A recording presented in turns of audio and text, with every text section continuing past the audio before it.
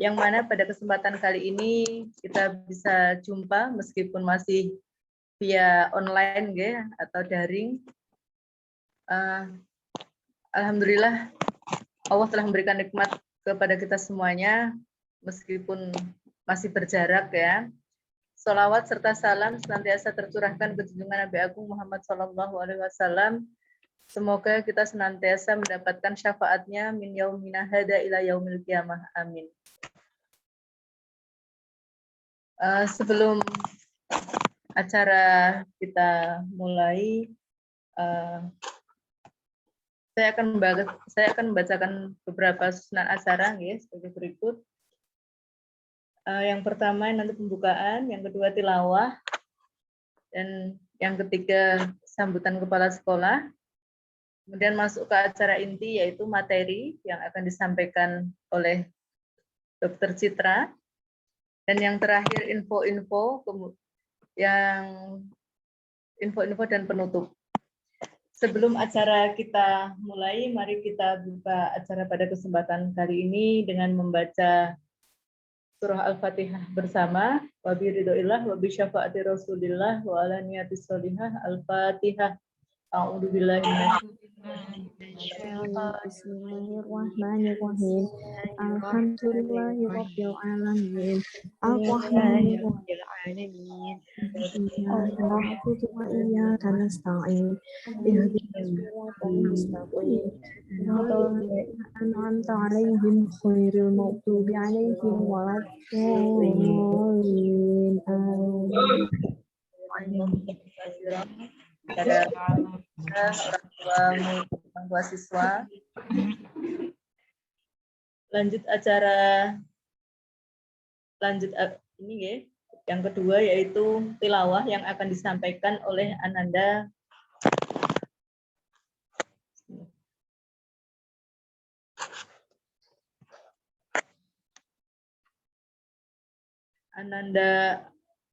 Hafiz ya.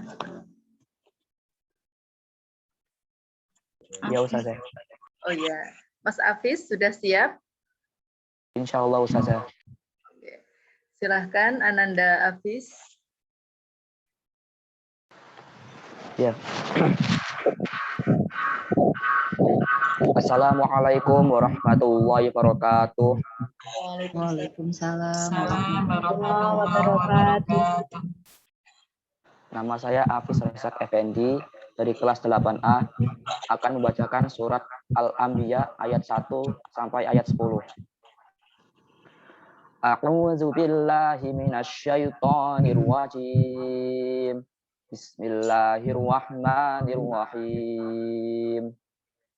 Iqtaraba lin-nasi hisabuhum fahum fi ghaflatin mu'ridun. Ma ya'tihim min dzikrin mir rabbihim muhdatsin illa istama'uhu wa hum yal'abun. Lahiyatan qulubuhum wa asarrun najwal ladzina zalamu. Hal hadza illa basyarum mislukum afata'tuna as-sihra wa antum tubsirun. Qala rabbi ya'lamul qawla fis sama'i wal ardh wa huwas samiul alim. Bal qalu adghasu ahlamin bal iftarahu bal huwa sya'ir bal ya'tina bi ayatin kama ursilal awwalun. Ma amanat qablahum min qaryatin ahlaknaha afahum yu'minun.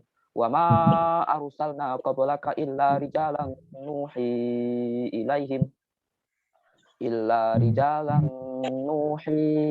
ilaihim fas'alu ahlaz dzikri in kuntum la ta'lamun.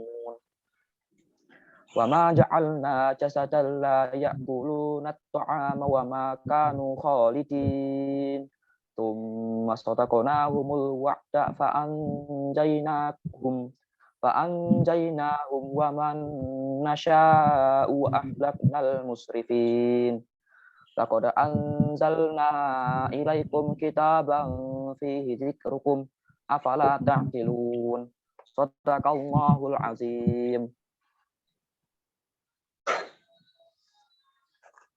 Alhamdulillah. Terima kasih buat Mas Hafiz ya, buat Ananda Hafiz. Acara selanjutnya yaitu sambutan dari Kepala Sekolah yang akan disampaikan oleh Ustadz Rianda Herlan serta Aji. Kepada beliau kami persilahkan. Ya, terima kasih Ustazah Nisa atas waktunya. Sebelumnya cek dulu Ustazah Nisa, apakah suara saya terdengar jelas dan stabil? Jelas Ustadz. Oh, iya. Yeah. Bismillahirrahmanirrahim. Assalamualaikum warahmatullahi wabarakatuh. Waalaikumsalam warahmatullahi wabarakatuh. Alhamdulillahirabbil alamin. Wa bihi nasta'in wa ala umuri dunya waddin. Wassalatu wassalamu ala asrofil anbiya'i wal mursalin wa ala alihi wa ashabihi ajmain. Rabbi israh li sadri wa yassir li amri wahlul 'uqdatam min lisani yafqahu qawli amma ba'd.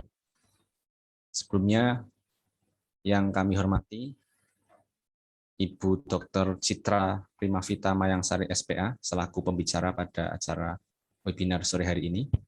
Kemudian yang kami hormati pula Bapak Ibu orang tua wali murid yang sudah hadir ya, kelas 7, 8, 9 yang Masya Allah ya, sudah menyempatkan waktunya.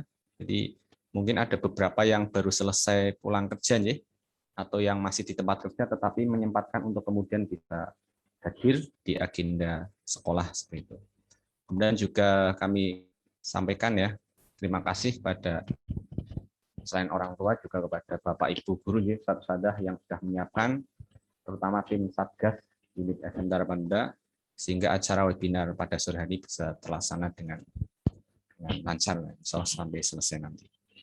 Yang pertama, marilah kita panjatkan puji syukur kehadirat Allah Subhanahu wa taala atas segala limpah nikmatnya, dan nikmat yang kemudian akhir-akhir ini perlu kita syukur adalah nikmat sehat ya. Kita masih diberikan kesehatan sehingga tetap bisa beraktivitas walaupun aktivitas kita tidak seperti dulu ya. Artinya ada batasan-batasan yang kemudian ini menjadi hikmah tersendiri bahwasanya kita menjadi rindu ya. Ketika nikmat Allah sudah dicabut itu kita benar-benar menjadi rindu. Maka ketika nikmat itu masih ada, kita berupaya untuk bagaimana memaksimalkan potensi dari nikmat tersebut dengan harapan agar kemudian Allah menambah nikmat-nikmat yang lainnya. Kemudian yang kedua, salat dan salam kita haturkan ke Nabi Muhammad SAW. Semoga apa yang kita lakukan dengan aktivitas masing-masing kita adalah bagian daripada melanjutkan dakwah perjuangan beliau, dan semoga kita termasuk umatnya yang kemudian di yaumil akhir bisa mendapatkan syafaatnya. Amin amin ya rabbal alamin. Yang pertama, mohon maaf ya Bapak Ibu, mungkin acara ini terkesan mendadak ya, informasinya juga baru beberapa hari yang lalu, akan tetapi ini memang perlu kami sampaikan.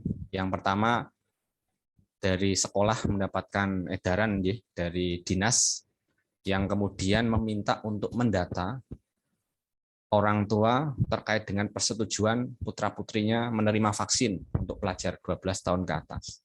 Akan tetapi ketika kita langsung meminta untuk orang tua mengisi, kan kita seakan-akan tiba-tiba kok pertanyaannya seperti itu, padahal harusnya ada semacam edukasi atau informasi sehingga orang tua ketika mengisi itu sudah berdasarkan informasi atau pemahaman terlebih dahulu. Maka dari tim Satgas unit SMK Harapan Bunda menginisiasi untuk kemudian dilaksanakan webinar dengan tema tadi yaitu pencegahan dan vaksinasi pada pelajar menganggap penting. Alhamdulillah sudah ada pembicara yang siap kemudian menyampaikan hal-hal tersebut. Monggo nanti bisa waktu yang ada bisa digunakan semaksimal mungkin, termasuk Bapak Ibu juga bisa bertanya terkait dengan hal-hal yang berkaitan dengan vaksinasi pelajar. Sehingga nanti ketika ada edaran terkait dengan persetujuan itu ya sudah mantap gitu ketika mengisi sudah mantap karena sudah memperoleh informasi pada sore hari ini. Dan semoga ini yang belum hadir Bapak Ibu yang belum hadir bisa segera hadir, karena memang ini harapan kami dari sekolah semua orang tua bisa mengikuti sehingga informasi yang kemudian kami sampaikan juga merata ke semua orang tua.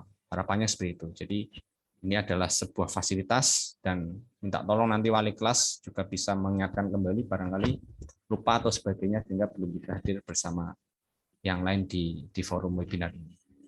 Dan yang terakhir, sekali lagi kami sampaikan ucapan terima kasih untuk Bapak Ibu orang tua wali murid yang sudah hadir, yang sudah menyempatkan waktu untuk kemudian mengikuti kegiatan webinar pada sore hari ini.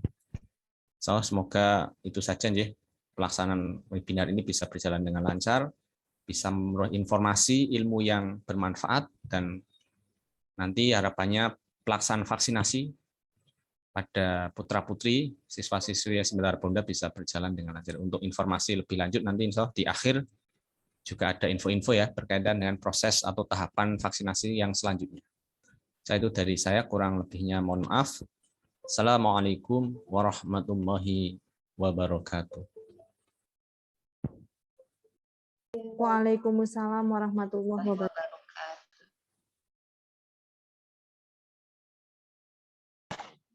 Terima kasih Ustadz Herlan. Oke. Masuk ke acara inti. Cek Dokter Citra, sampun rawuh.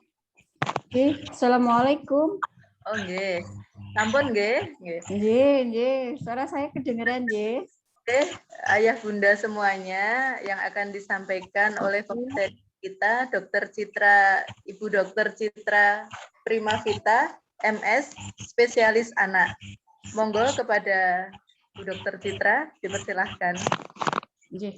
Matur nuwun. Assalamualaikum warahmatullahi wabarakatuh. Waalaikumsalam.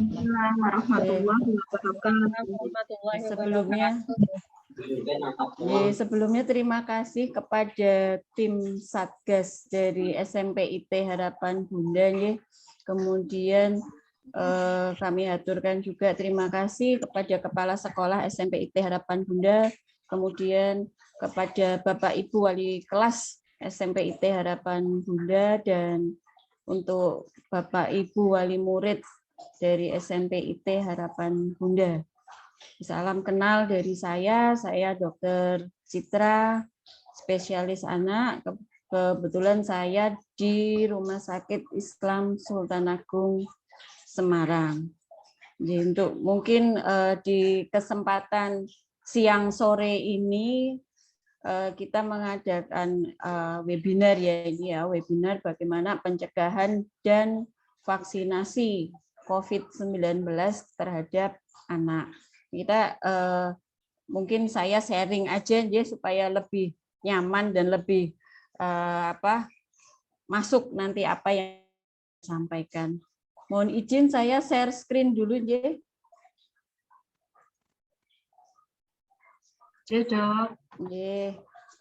sudah kelihatan untuk share screen saya? Sampun dong. Oke, sebentar.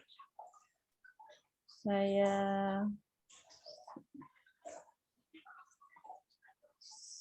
slideshow-nya sampun? Sudah slideshow belum ya? Belum, Dok.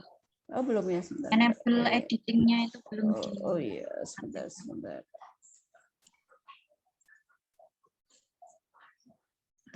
Sampun? Sampun. Ini kebetulan saya di FK Unisula dan di Rumah Sakit Islam Sultan Agung Semarang.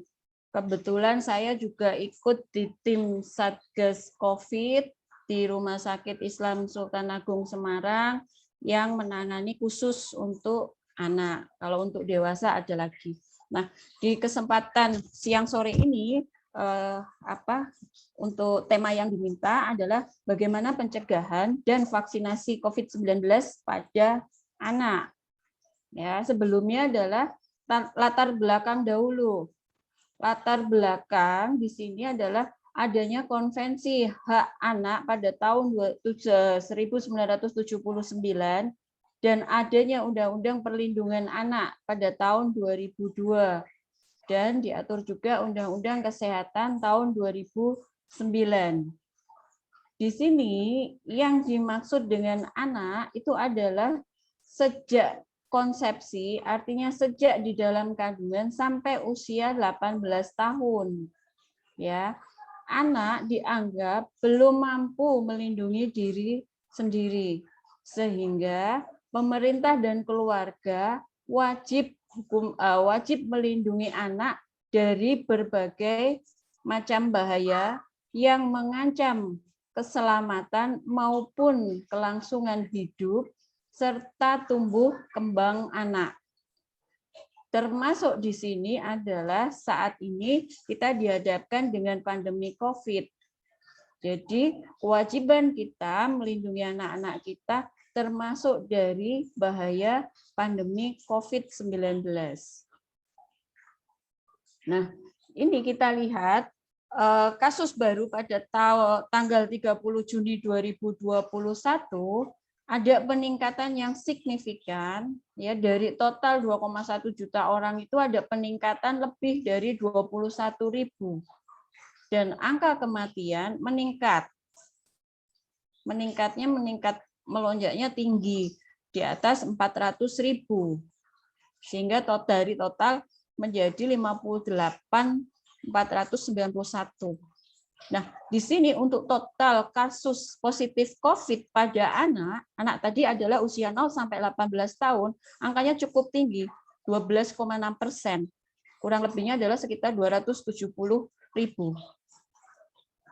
Dan anak di sini usia 1 sampai 5 tahun, angkanya adalah 2,9%. Kurang lebihnya adalah 62.000. Dan anak usia 6 sampai 18 tahun angkanya lebih tinggi dibandingkan anak usia 1 sampai 5 tahun. Angkanya adalah 9,7%. Ini yang menjadi perhatian kita. Ya. Dan angka kematian pada anak yang kena COVID, yang positif COVID, ini juga sudah mulai ada. Usia 1 sampai 5 tahun adalah 0,6% dan 6 sampai 18 tahun adalah 0,6%. Kenapa? Karena di sini anak kadang merupakan sumber penularan COVID yang kadang terabaikan. Ya, karena kenapa? Karena menurut Ekman, anak yang positif COVID itu hampir tanpa gejala, 67,3% tanpa gejala. Kalaupun ada gejala, gejalanya adalah gejala ringan. Nah, di sini beban COVID pada anak itu tidak sebesar pada dewasa. Tetapi pakar berpendapat agar dunia bebas dari COVID, setiap orang harus divaksin, termasuk anak-anak. Karena targetnya adalah dunia bebas dari COVID. Ya, vaksinasi pada anak ini akan membantu mempercepat herd immunity. Ya, sehingga apa? Sehingga nanti kita akan kembali ke kehidupan normal. Bisa sekolah kembali dengan nyaman, ya, adanya pembukaan kembali sekolah untuk anak-anak kita dengan aman. Kemudian menyiapkan vaksin yang aman untuk anak. Karena kenapa? Karena sebetulnya orang tua pun menginginkan anak-anak untuk mendapatkan vaksinasi. Karena vaksinasi sendiri adalah melindungi anak-anak, terutama vaksinasi COVID-19, ini melindungi anak-anak dari bahaya pandemi COVID-19. Terutama untuk varian yang baru ya. Varian yang baru ini untuk anak-anak yang terpapar itu meningkat jumlahnya. Nah, di sini anak dapat terinfeksi ya pada COVID-19 pada umumnya biasanya asimptomatis atau tanpa gejala atau gejalanya ringan. Walaupun ada yang dilaporkan anak dengan sakit berat perlu perawatan di rumah sakit sampai tingkat ICU. Dan ada juga yang sampai membutuhkan ventilator. Dan bahkan juga ada laporan sampai meninggal dunia. Nah, dan tidak jarang juga dilaporkan bahwa anak-anak juga mengalami penyakit serius, misalnya kegagalan fungsi organ. Nah, di sini anak dapat menularkan virus SARS-CoV-2 sebagai penyebab COVID-19. Karena ini tadi, ketika anak terinfeksi COVID-19, umumnya mereka tanpa gejala atau gejalanya hanya ringan saja. Tetapi anak sendiri mampu menularkan SARS-CoV-2 sebagai penyebab COVID-19 kepada orang lain. Ini yang harus kita pikirkan. Selain dia menularkan, dia pun juga anak-anak ini pun juga dapat tertular dari orang dewasa. Nah, jumlah kasus COVID-19 anak di Amerika itu 13% dari total kasus. Ini menurut AAP, American Associated Pediatric dan Children Hospital Association. Anak resiko tinggi, ya, anak dengan positif COVID yang resiko tinggi, antara lain dia mempunyai komorbid, bisa macam-macam komorbidnya, ya, ada obesitas, kegemukan, karena dengan masa anak sering di rumah, resiko obesitas juga meningkat ini, kurangnya aktivitas anak di rumah, ya. Kemudian adanya diabetes pada anak, asma, adanya penyakit jantung bawaan, kemudian adanya penyakit genetik yang lain atau penyakit dari nervous system atau metabolik. Nah, di sini anak dia bisa tertular atau menularkan dari atau ke dewasa. Ini yang disebut dari klaster keluarga. Jadi saling menularkan baik dari anak-anak maupun dewasa, dari dewasa maupun ke anak-anak. Ya. Nah, ini anak tertular dan sumber penularan dari atau ke orang dewasa dan anak di sekitarnya. Biasanya banyaknya adalah tanpa gejala. Ya, dia dapat tertular atau menularkan dari atau ke orang tua atau orang yang tinggal satu rumah, orang yang bertamu atau datang ke rumah, di dalam kendaraan umum, di tempat umum, tempat ibadah, teman atau guru ketika melakukan pembelajaran tatap muka, bermain dengan teman. Ini mampu menularkan atau tertular COVID-19. Hal ini bisa terjadi ketika protokol kesehatan tidak dilakukan atau tidak dikerjakan dengan baik. Ya, dan bagaimana upaya pencegahannya? Nah, untuk mencegah penularan antara dewasa dan anak, tetap protokol kesehatan diperketat, ya, baik dewasa maupun anak, di rumah dan di luar rumah. Ya, ketika anak mendapati gejala COVID-19, anak tetap dilakukan baik swab antigen ataupun PCR. Jadi anak terus tidak dilakukan antigen atau PCR, tidak. Ketika ada gejala-gejala COVID-19 pada anak, tetap dilakukan pemeriksaan swab antigen ataupun PCR sampai terbukti bahwa anak ini bukan COVID-19, ya. Nah, kemudian di sini adalah percepatan imunisasi baik pada dewasa maupun pada anak-anak. Terutama adalah remaja dengan mobilitas yang tinggi. Nah, remaja dengan kegiatan, aktivitas, ya, remaja dengan mobilitas yang tinggi. Sehingga pada saat ini pemerintah menegaskan bahwa imunisasi atau vaksinasi dimulai dari anak usia 12 tahun. Nah, ini adalah pentingnya upaya pencegahan untuk anak dan dewasa, ya. Karena kenapa? Karena pada pasien anak, terutama bayi dan balita, itu butuh fasilitas yang lebih rumit dibandingkan dengan pasien dewasa. Sepertinya bayi-bayi ini kecil-kecil, tapi ternyata ketika mereka sakit, terutama sakit COVID, kita membutuhkan fasilitas yang tidak sedikit, tidak sederhana. Karena kenapa? Karena kita juga memikirkan bagaimana balita ini sakit dan bagaimana orang yang menunggui orang tuanya bagaimana. Ya, karena fasilitasnya kita harus menyediakan juga fasilitas untuk orang tua. Bagaimana mendampingi bayi atau balita yang mereka tidak dapat berpisah dari orang tuanya, ya. Dan bagaimana mereka memberikan atau menimbulkan rasa nyaman, rasa aman terhadap bayi atau balita yang harus dirawat karena COVID. Nah, di sini ibu juga harus memberikan ASI. Kegiatan ibu sehari-hari juga tetap terlaksana. Bagaimana menyuapi makan, memandikan, membersihkan dari buang air besar atau buang air kecil ya. Kemudian bagaimana kita tahu bahwa anak-anak masih dalam tahap tumbuh kembang. Bahkan sampai usia 15 tahun. Ya kan? Bagaimana kita menstimulasi otak? Bagaimana kita bisa memberikan rasa nyaman? Ya, bisa ngajak ngobrol, bisa bermain, mengembangkan keterampilan, ya. Itu tetap harus kita berikan fasilitasi. Kemudian spesifikasi untuk alat-alat kesehatan pada bayi dan balita.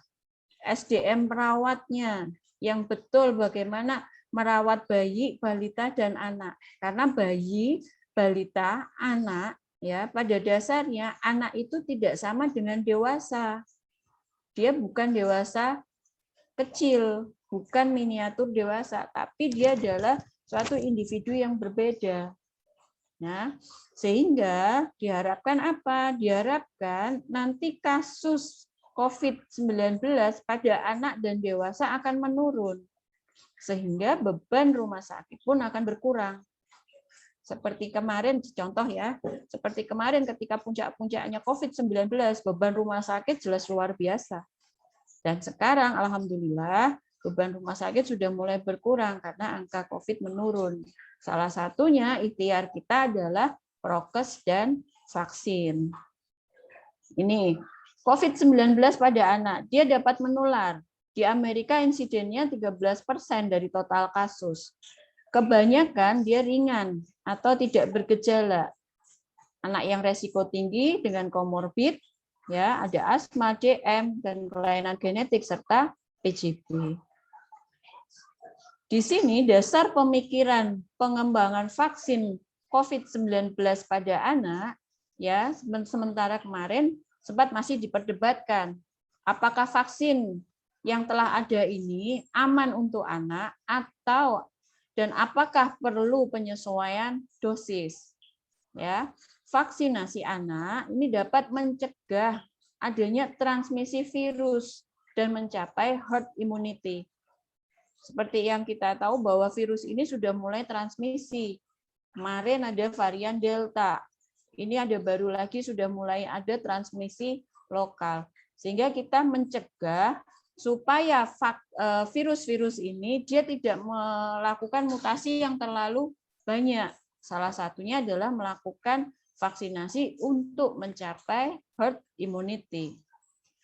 Kemudian uji klinis dilakukan pada anak yang lebih tua, ya, sebelum ke anak yang usianya lebih muda.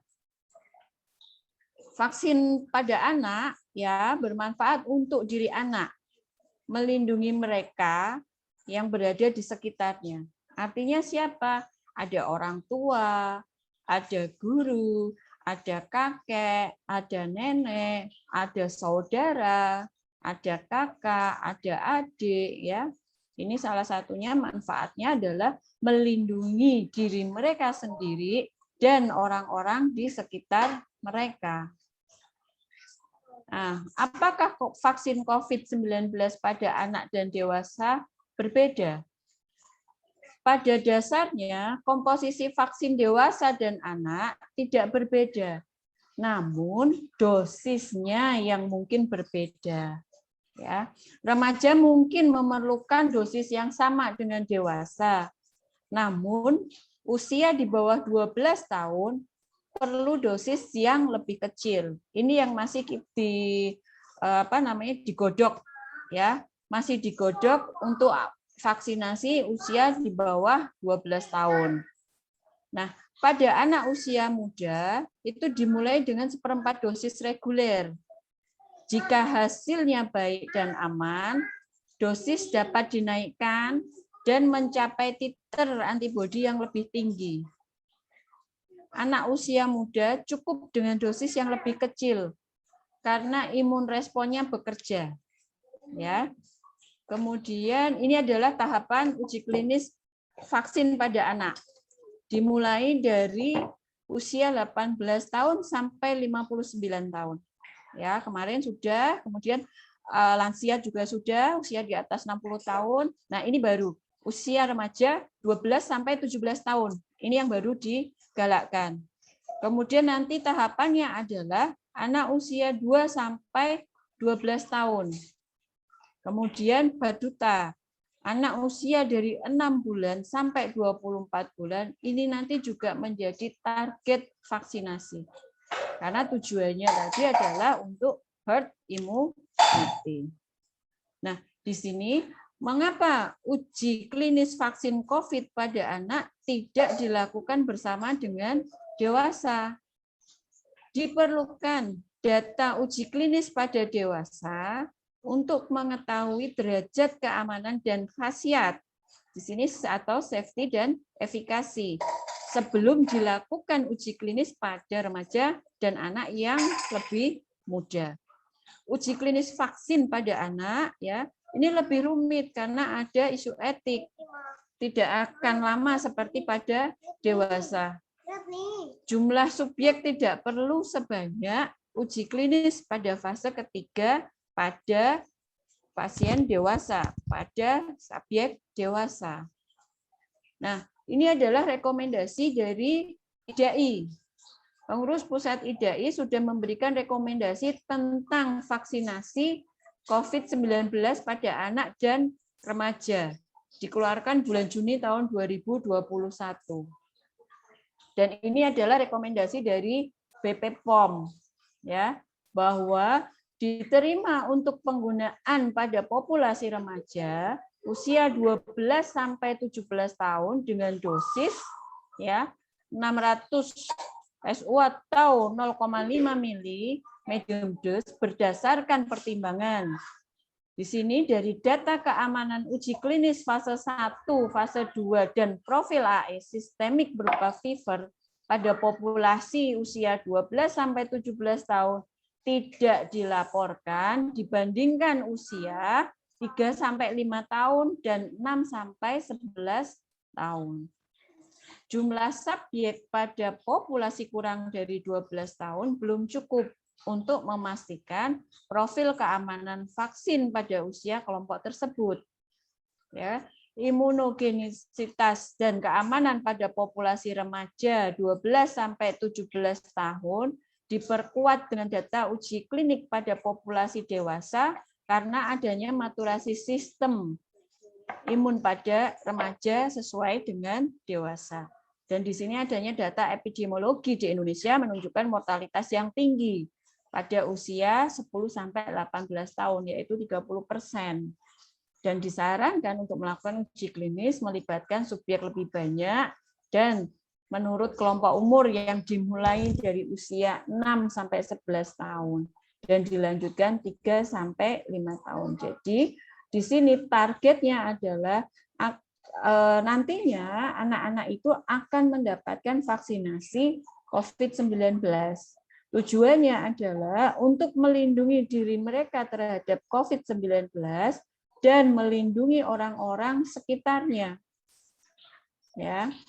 Kemudian, nah ini vaksin COVID usia 12 sampai 18 tahun sampai lansia menggunakan Sinovac. Ini uji klinisnya dari Lancet pada tanggal 28 Juni 2021 usia 3 sampai 17 tahun fase pertama sebanyak 71 anak, fase kedua sebanyak 479 anak ya. Dan ini dikatakan aman. Dan imunogenitasnya tinggi. KIPI atau kejadian ikutan pasca imunisasi ya paling banyak adalah nyeri di tempat suntikan. Jadi habis disuntik kemudian nyeri di sekitar tempat suntikan. Dan itu biasanya normal. Ya, biasanya normal. Nanti kalau terlalu dirasa sangat sakit atau nyeri bisa diberikan obat anti nyeri atau parasetamol. Kemudian dilaporkan juga adanya demam. Dan angka kejadiannya pun di sini tidak terlalu tinggi, hanya 5%. Ini adalah KIPI kejadian ikutan pasca imunisasi yang dapat terjadi ketika vaksin COVID-19. Artinya apa? Artinya vaksin COVID-19 yang akan diberikan pada usia 12 sampai 18 tahun ini relatif aman. Karena kita tahu bahwa yang banyak dilaporkan atau yang sudah dilaporkan, KIPI yang menyertai adalah KIPI ringan, hanya nyeri di tempat suntikan dan demam ringan. Artinya tidak menjadi berat. Karena banyak berita nih bahwa setelah vaksin kemudian malah jadi sakit, setelah vaksin malah jadi sakit berat. Itu semua harus dibuktikan dulu, ya. Kemudian di sini adalah vaksin inaktif atau vaksin mati mirip vaksin influenza. Dia melindungi 65 sampai 91%. Ya, kemudian 1 bulan setelah vaksinasi kedua. Dari MUI ini juga sudah mengeluarkan bahwa suci dan halal. Dari BPOM dan IDAI ini boleh diberikan lebih dari usia 12 tahun. Ya, boleh diberikan mulai usia 12 tahun. Jaraknya 1 bulan dari vaksinasi yang lain.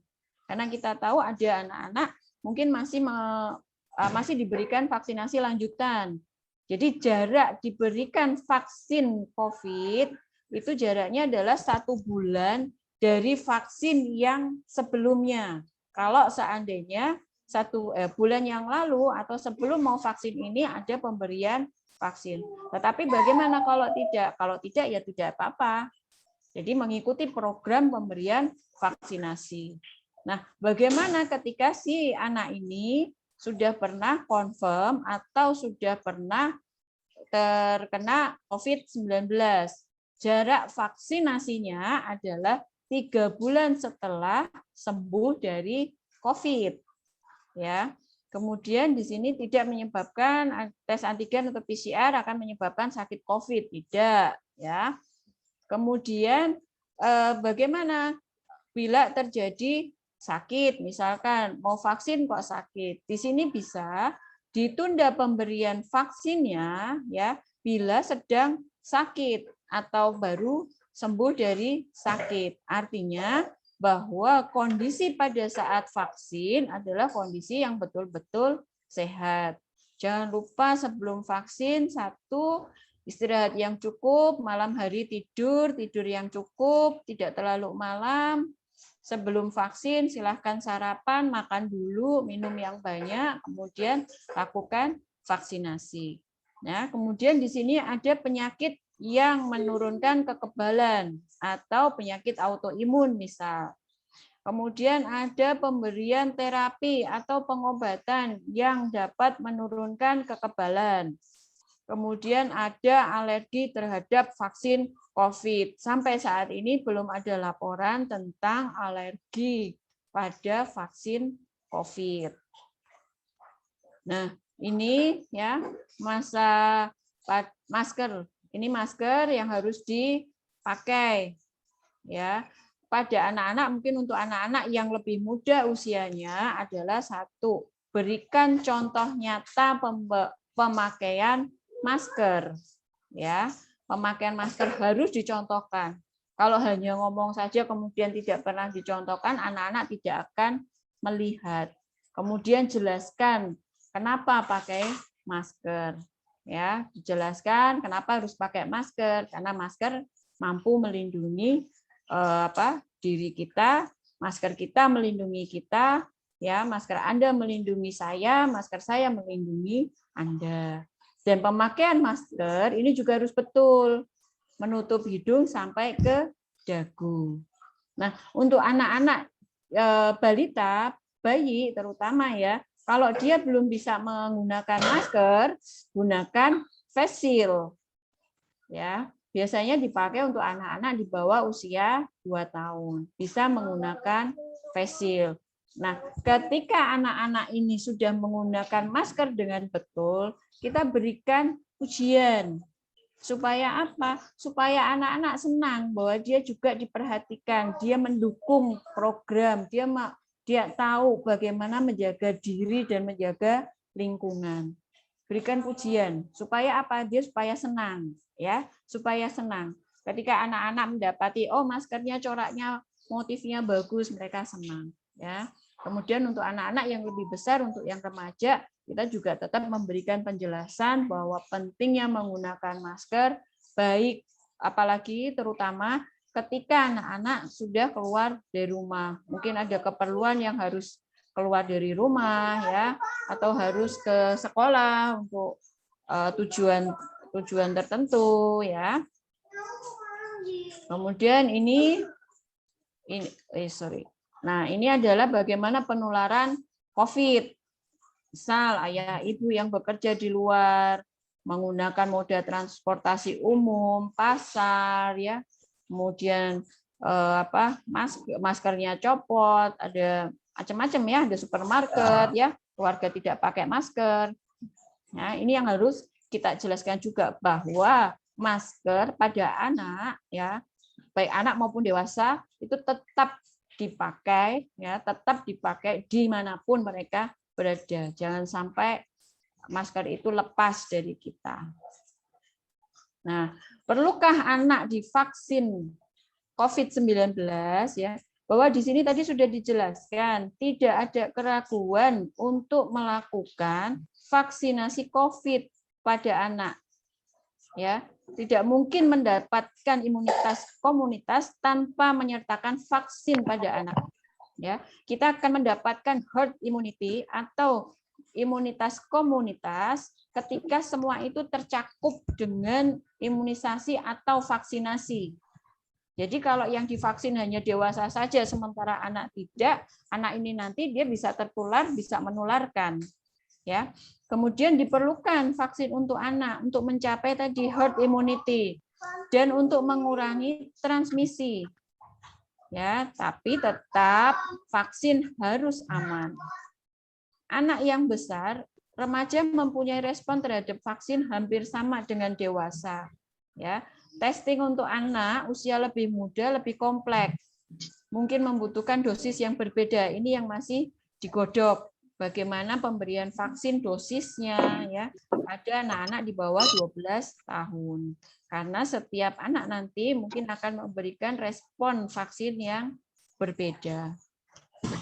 Kapan vaksin COVID-19 diberikan pada anak? Ya, jumlah vaksin COVID saat ini terbatas.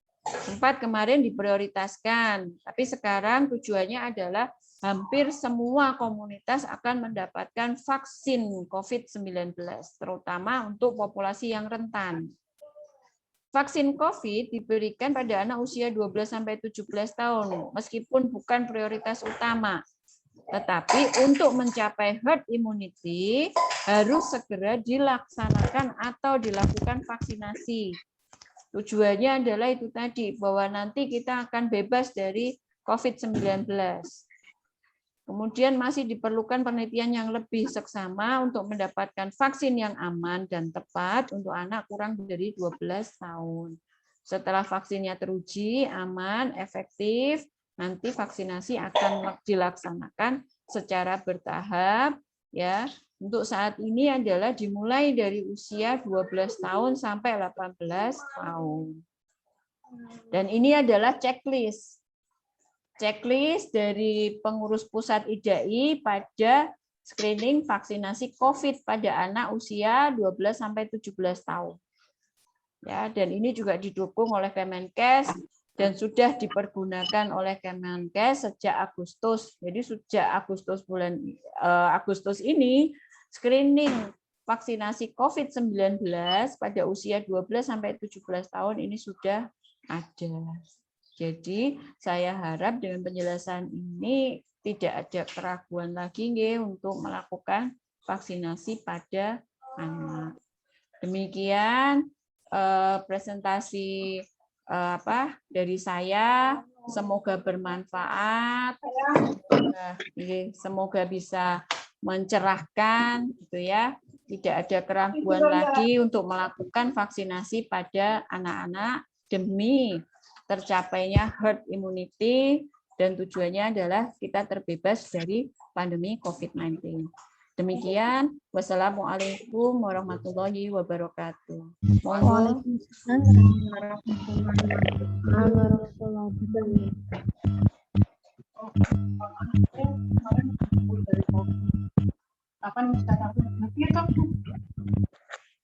Ibu Dr. Citra. Sebelum masuk ke sesi tanya jawab, ini alhamdulillah sudah ada beberapa yang chat bertanya, nggih, dokter nggih. Itu dokter mana sih, Dok? Di kita ini. Enggak, kok manggilnya itu enggak panggil puskesmas terdekat itu, Mas. Maaf, speakernya.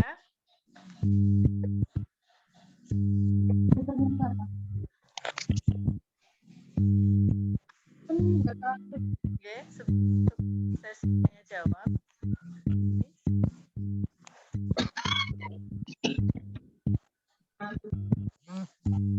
Tiga penanya, satu pertanyaan langsung dijawab atau langsung tiga dokter? Monggo ini mau dijawab satu dulu ya. Mana mau dijawab dulu? Nggih. Saya bertanya langsung tidak ya?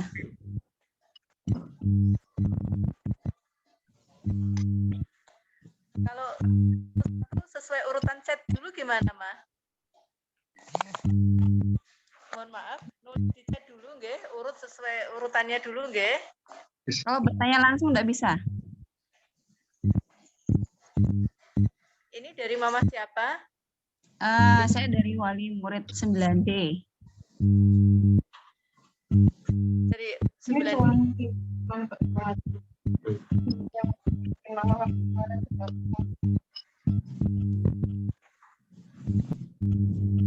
Silakan, Mama. Baik, makasih.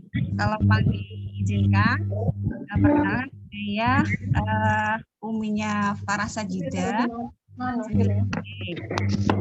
Terima kasih juga di kesempatan karena saya lebih nyaman untuk berbicara langsung deh bersama. Suaranya agak dengung. Gimana? Suaranya agak dengung. Halo? Ya. Jadi saya ingin bertanya ke dokter terkait dengan anak yang memiliki komorbid. Kebetulan anak saya punya alergi yang sewaktu-waktu bisa muncul. Itu alerginya agak lumayan, alergi dingin, alergi debu gitu ya. Jadi sewaktu-waktu bisa muncul ya. Dan pencetusnya tuh kadang kan tidak bisa dihindari. Nah, seperti itu, apakah tetap bisa divaksin? Apakah nanti tunggu dulu sampai kemudian alerginya sembuh? Tapi itu kayaknya memang butuh waktu yang lama aja. Dan itu kalau misalnya muncul alerginya itu bisa kondisi terparah atau munculnya asma, sesek gitu ya, seperti itu. Terus kemudian terkait dengan KIPI, Ibu, gitu ya. Tadi kan dikatakan bahwa KIPI harus dibuktikan dulu itu karena vaksin. Nah, itu kalau misalnya memang terjadi KIPI yang bergejala berat, itu bagaimana membuktikannya? Kita harus apa dan apakah kita mendapatkan jaminan ya untuk kemudian bisa sembuh ya dari KIPI tadi.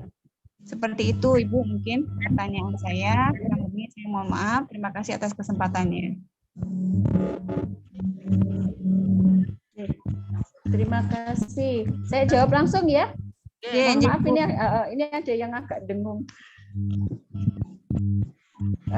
Jadi untuk untuk Mama, kalau ada alergi, terutama itu alergi dingin dan alergi udara, itu sebetulnya bukan kontraindikasi untuk vaksin.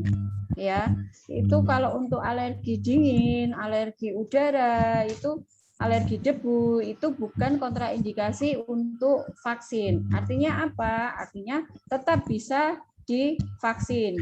Ketika anak itu tidak alergi, artinya dalam kondisi yang sehat, yang baik, anak bisa divaksin. Kecuali kalau dia ada dan sudah dibuktikan adanya alergi terhadap misal obat. Ya, dengan pemberian obat. Kemudian dia menggunakan terapi atau obat-obatan yang menurunkan kekebalan tubuh. Misal, obat-obat autoimun, obat-obat kanker, obat-obat dengan imunosupresan misalkan. Ya, itu tidak boleh. Tetapi kalau untuk alergi seperti tadi, misalkan alergi dingin, alergi debu, ya, karena itu memang pasti akan muncul ketika ada pencetus. Tapi ketika tidak, itu boleh. Jadi dalam kondisi yang baik, kondisi yang sehat, anak bisa dilakukan vaksin. Nah, kemudian bagaimana dengan anak asma? Karena itu juga merupakan salah satu komorbid. Anak asma, apakah asma ini? Nanti kita lihat dulu. Ketika anak ini ada komorbid asma, ya, ketika ada komorbid asma, nanti bisa konsultasi dulu. Apakah asmanya ini sering kumat atau sering kambuh? Apakah anak ini membutuhkan obat sebagai pengontrol asmanya dia? Nah, kemudian juga harus dicari dulu, dilihat apakah pemicu dari asma ini. Kalau dia baik, artinya asmanya itu terkontrol, artinya tidak dipicu dengan istilahnya kegiatan, tidak ada pemicu yang lain, dan asma ini baik, terkendali, dia dalam range waktu lama dia tidak pernah kambuh, dan dalam kondisi yang baik, itu bisa divaksin.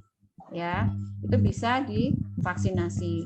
Nah, kemudian berhubungan dengan KIPI, bahwa sudah dilaporkan tadi sebelumnya kejadian KIPI setelah mendapatkan, ini kita bicara vaksin COVID ya, karena kalau untuk bicara KIPI untuk imunisasi yang lain atau vaksinasi yang lain, kita akan bicara vaksinasi yang lain, tapi kita bicara di sini adalah vaksin COVID.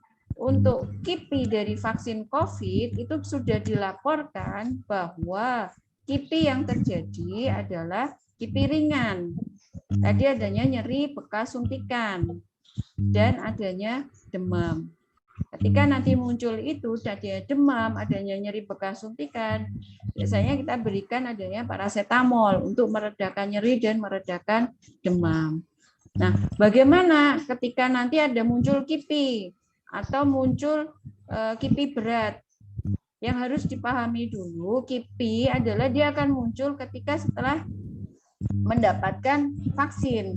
Jadi tidak dalam, dan range waktunya kurang lebih adalah 1 minggu sampai 2 minggu. Yang panjang dia bisa sampai 1 bulan. Kalau lebih dari itu kita harus buktikan dulu. Ketika nanti ada KIPI berat, ya, jadi memang harus dipastikan dulu ketika akan vaksin dalam kondisi yang betul-betul sehat. Tadi bisa ditunda ketika, nah ini, katakanlah kok masih demam atau anaknya muncul alergi nih, ya jangan divaksin dulu, kita tunggu dulu sampai anak ini benar-benar sehat, gitu. Ya, nah nanti kalau ada muncul KIPI nanti bisa dilaporkan. Lapornya dari mana? Lapornya satu bisa ke tempat vaskes terdekat, misal vaskes terdekat, kemudian nanti akan dilaporkan secara berjenjang. Begitu ya, Mama. Ya, Bu. Lanjut ke pertanyaan kedua, nggih, Dokter. Oke. Dari yang kedua dari Mama Aisyah Jude, ya. Pertanyaannya,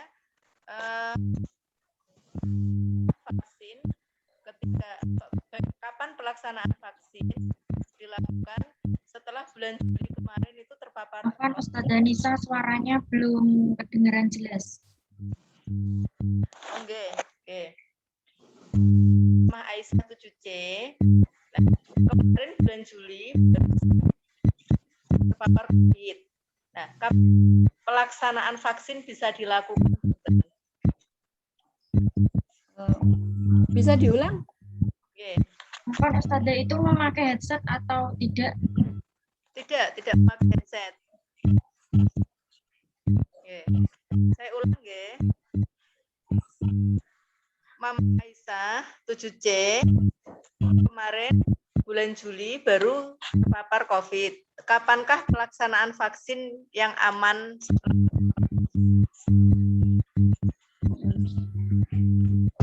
Maaf ini kok ada yang dengung ya. Jadi Mohon Ustaz, pelaksanaan Ibu, agak didekatkan mikrofonnya. sampun sudah ya. Jadi saya jawab ya. Jadi untuk pelaksanaan COVID ketika sudah pernah confirm atau sudah pernah positif COVID, itu jarak vaksinasinya adalah 3 bulan. 3 bulan setelah dinyatakan sembuh.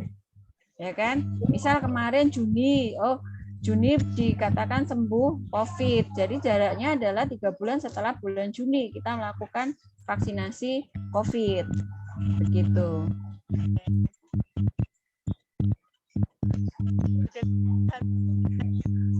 Lanjut ke pertanyaan selanjutnya.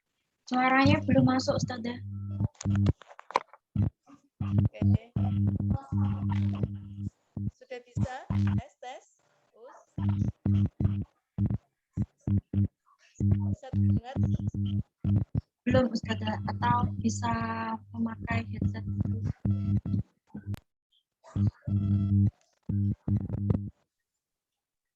Oke.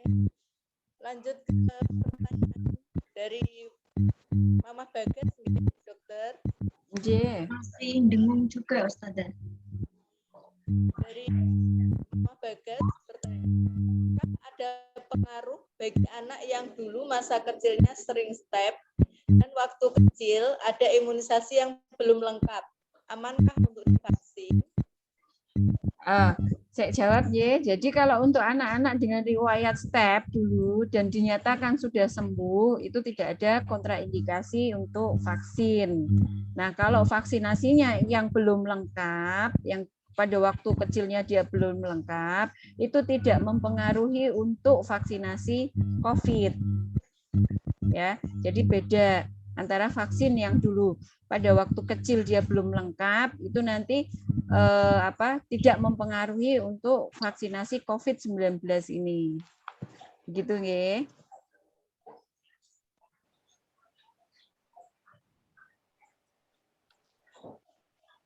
Gimana, dokter?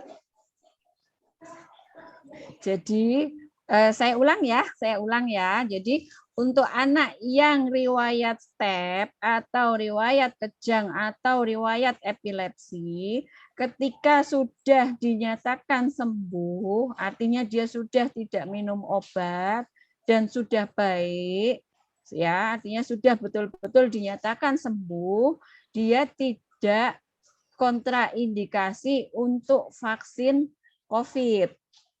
Ya. Nah, kemudian untuk vaksinasi atau imunisasi pada waktu masa kecilnya dia belum lengkap, nanti yang harus dilihat adalah vaksinasi usia berapa. Ya, dan dia sekarang usia berapa. Itu tidak mempengaruhi vaksin COVID.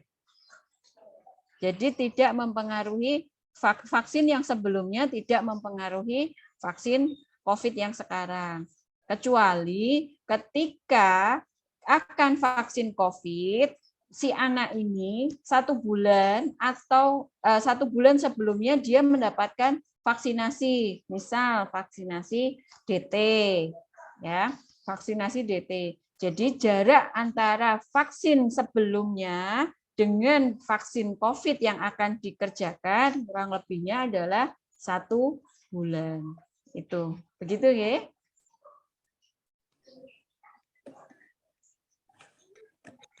Tanya Bu Dokter. Nyun sewu. Kalau tidak salah, vaksinasi itu ada yang mendapatkan secara alami dan ada yang buatan. Artinya kekebalan tubuh itu didapatkan dari alami dan dari buatan.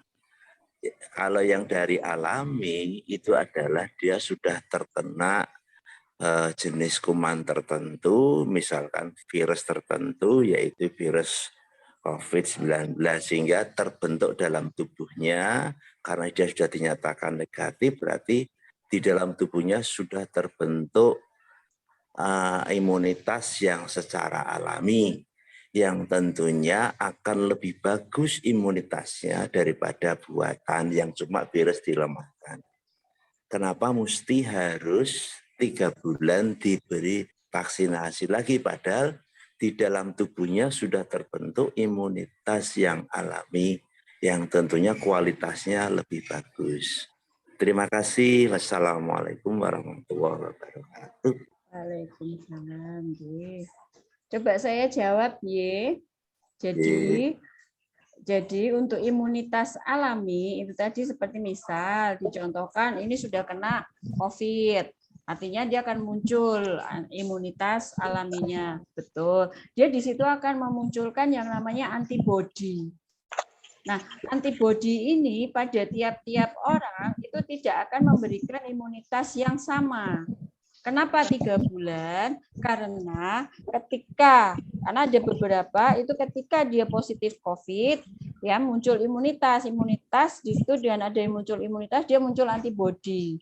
Antibodi itu dia mengkoding, oh iya saya sudah kenal COVID, dia tahu, ya kan? Dia tahu ini muncul antibodi. Antibodi itu titernya tidak akan setiap waktu titernya akan sama. Dia akan mengalami penurunan titer. Nah, ketika titer ini turun, kita akan menambahkan lagi.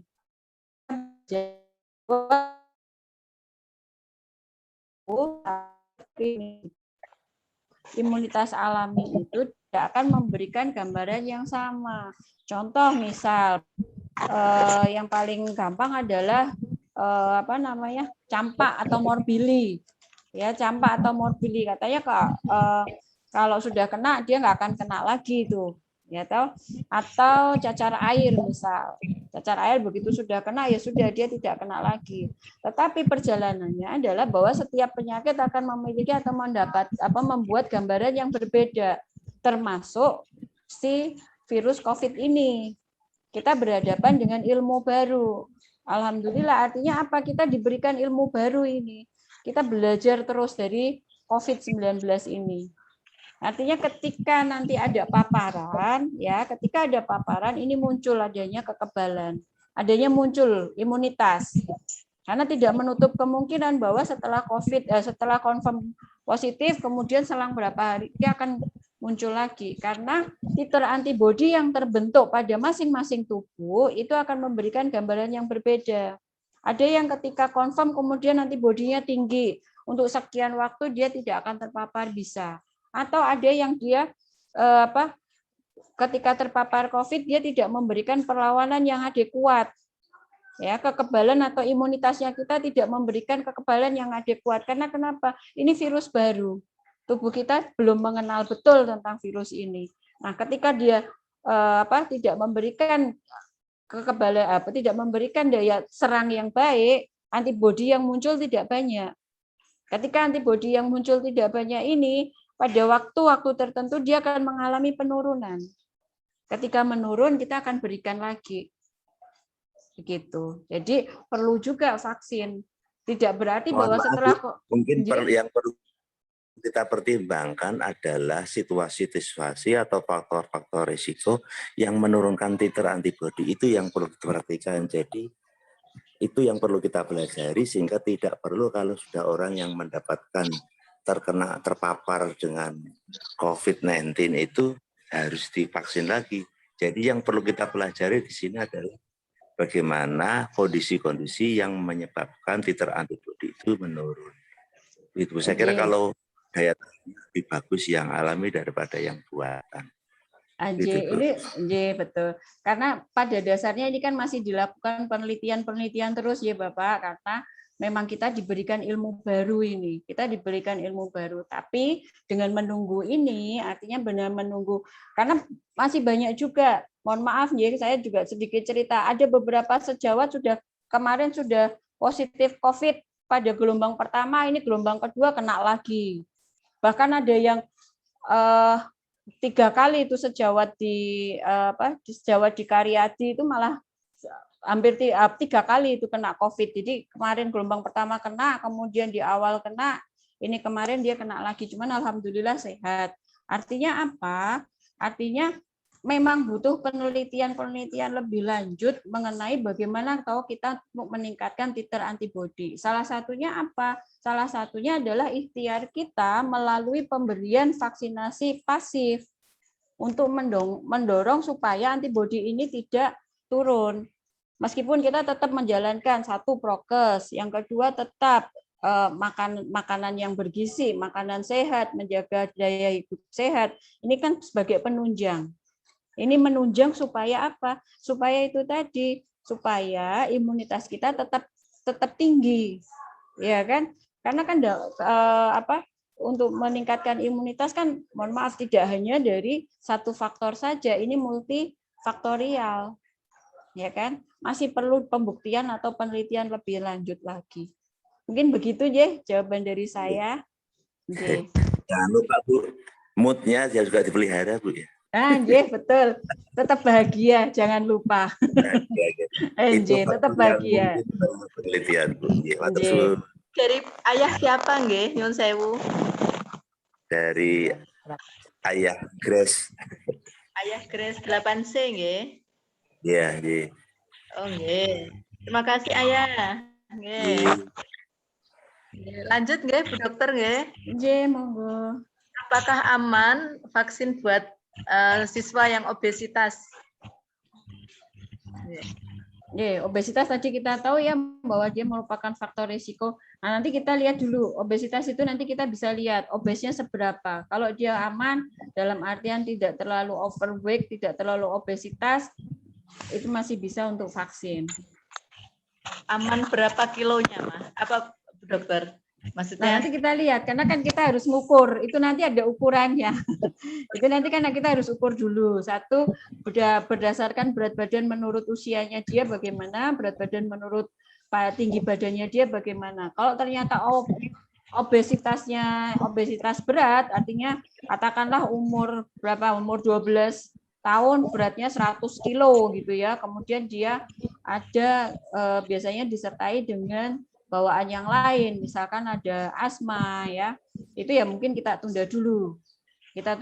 Tapi kalau obesnya misalkan 12 tahun, biasanya kurang lebih berat badannya 40, dia berat badannya 70, mungkin dengan aktivitas ringan dia masih bisa, tidak ada masalah. Oke, nggih. Lanjut nggih Bu Dokter nggih. Nggih. Terus persiapan anak sebelum vaksin COVID itu apa saja nggih Dokter? Tadi sudah ya. Jadi persiapannya satu tetap sama dengan kita juga. Satu, istirahat yang cukup. Artinya tidurnya jangan terlalu malam. Ya, diusahakan tidur antara 6 sampai 8 jam. Tidak stres dulu. Jangan dipikirin, mohon maaf, jangan ditakut-takutin. Nah, ini takut-takutin, besok vaksin loh, besok disuntik loh. Jangan. Itu tidak mendukung nanti anaknya malah takut. Enggak, jangan digitukan ya. Saya nitip pesan nggih. Karena kebanyakan kadang yang kita jumpai adalah ketika anak-anak akan divaksin malah justru pada nakut-nakutin. Besok divaksin sakit loh, disuntik sakit loh. Enggak. Jadi tidak seperti itu ya. Karena kan kadang kita ada program untuk imunisasi anak di bulan Februari dan Agustus itu seringnya begitu. Jadi mudah-mudahan tidak nggih. Tidak. Kemudian didukung. Kita dukung, kita support bahwa dia akan mendapatkan vaksinasi ikut sebagai bentuk salah satu ikhtiar kita untuk tetap menjaga kesehatan, menjaga melindungi diri kita, diri anak dan diri keluarga. Kemudian jangan lupa kalau mau vaksin sarapan dulu, makan dulu. Ya, makan dulu. Makan apa? Makan apa yang disuka. Dia sukanya makan apa? Monggo silahkan, tidak ada masalah. Makan, minum, kemudian datang ke tempat vaksinasi dengan perasaan happy, bisa diantar kedua orang tua, tidak ada masalah. Jadi sebetulnya tidak ada persiapan khusus ya. Yang penting anak nyaman saja, anak nyaman. Jadi kalau mau dilarang lapar ya, Dokter. Iya. Assalamualaikum. Dari Mama apa ini? Dari Mama Davin 9A. Mama Davin 9A. Monggo, Ma. Oke. Mau bertanya Bu Dokter?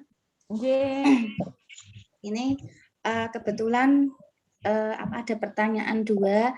Yang pertama saya mau minta saran untuk anak saya yang pertama itu kan kemarin itu mau saya vaksin karena dia itu alergi dengan debu, karena sebelumnya sudah saya periksa ke dokter THT itu kalau dia memang kena debu atau hawa dingin itu memang sering gebres-gebres gitu.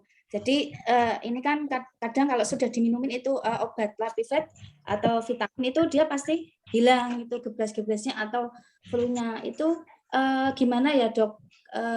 Untuk maksudnya kalau divaksin itu harus benar-benar dia sehat, kondisinya enggak flu atau gimana? Terus untuk pertanyaan kedua dokter, apakah kalau sudah vaksin itu boleh mengkonsumsi vitamin D, D1000 itu gimana gitu dok? Mohon untuk sarannya. Kebetulan kan saya masih maksudnya punya vitamin D. Setelah saya baca-baca itu kok kalau sudah vaksin tidak perlu minum vitamin D1000. Gitu aja gitu. Waalaikumsalam warahmatullahi wabarakatuh. Waalaikumsalam. Jadi kalau untuk alergi, terutama tadi ya, misal alergi dingin, alergi debu, itu kan pencetusnya ketika dia ada pencetus, misalkan dingin, debu, kemudian jebres-jebres. Tapi ketika itu nggak ada, biasanya sudah baik-baik saja itu anaknya.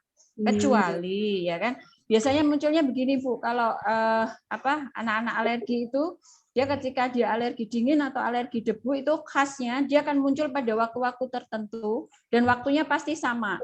Biasanya apa? Biasanya pagi hari, subuh itu. Dari subuh, dari mulai jam 5 sampai jam sekitaran jam 7. Setelah jam 7 ketika sudah mulai ada matahari dia sudah baik, tidak ada masalah. Tapi nanti ketika mau tidur itu mulai antara jam 10 ke atas itu dia mulai. Itu kalau biasanya suhu udara karena kelembapannya berbeda. Nah, kalau suhu udara yang saya misalkan di rumah pakai AC dingin, itu nanti akan muncul di tengah malam. Di tengah malam itu dia akan muncul tiba-tiba kebangun bisa batuk, bisa bersin atau bisa kayak keluar ingus ya, kayak keluar ingus itu. Tapi kalau setelah itu selesai hilang sudah tidak ada masalah. Nah, artinya memang dia pemicunya itu. Nah, bagaimana dengan vaksin? Ketika dia tidak ada masalah, artinya tidak ada masalah dalam artian tadi sudah ke THT. Kalau dia sudah ke THT, sudah diperiksa dari hidungnya tidak ada masalah, telinga tidak ada masalah, tenggorokan tidak ada masalah. Artinya apa? Artinya tidak ada masalah apa-apa, it's fine untuk vaksin. Ya kan? Tidak ada masalah. Nah, kemudian bagaimana untuk vitamin? Ya, ketika divaksin apakah memerlukan vitamin? Jadi penggunaan vitamin itu tidak terus semua digempur pakai vitamin, tidak.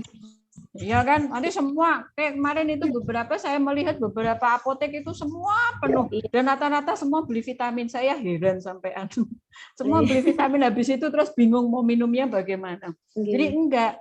Jadi vitamin itu sebetulnya kita konsumsi itu sesuai dengan kebutuhan dan sesuai dengan indikasinya. Artinya apa? Kita memberikan vitamin kepada anak itu juga tidak semua langsung diberikan vitamin. Kalau dalam artian anak ini aktivitasnya cukup, makannya bagus ya. Makannya bagus itu artinya apa? Artinya dia gizinya seimbang. Gizinya seimbang, makanya teratur, ya kan? Tidak ada masalah dengan makan. Di sini ini namanya makronutrien. Ketika makronutriennya dia terpenuhi, dia mikronutriennya terpenuhi. Mikronutrien isinya apa? Isinya multivitamin. Multivitamin yang dibutuhkan. Jadi ketika ini semua sudah terpenuhi, multivitamin tambahan yang kita berikan itu sebetulnya tidak perlu. Ya kan? Nah, tapi misalkan di rumah ada, apakah itu harus dihabiskan? Ya enggak juga gitu loh. Artinya itu hanya diberikan ketika memang itu dibutuhkan. Misal tidak setiap hari diberikan, mungkin seminggu 2 kali, sehari sekali saja diberikan. Yang lainnya ditambahin dengan alami misalkan apa? Oh, berjemur sedikit-sedikit, berjemur sebentar. berjemur 30 menit. Kalau anak-anak mungkin 15 sampai 30 menit di luar. Itu juga bisa mendapatkan vitamin D. Ya. Mungkin begitu, J. Terima kasih ya Bu Dokter. J.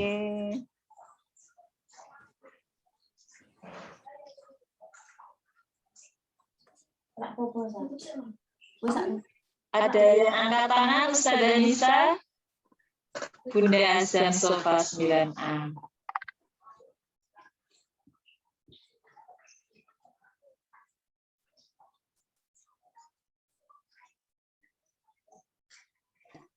Monggo, mute ya. Ustazah Nisa. Oh, masih. Ustazah Nisa masih di mute, Ustazah Nisa. Ya Allah. Oke, silahkan Bunda Sofa. Sofa kan? Monggo, silahkan Bunda.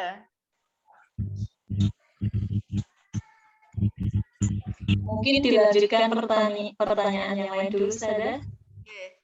Pertanyaan dari Bunda Alia, 7C. Apakah di RS atau tempat sentra vaksin? Assalamualaikum. Oke, Bunda Azan. Oh, sudah masuk. Assalamualaikum. Waalaikumsalam. Monggo Bunda Azan. Oke, terima kasih waktunya. Izin bertanya dokter.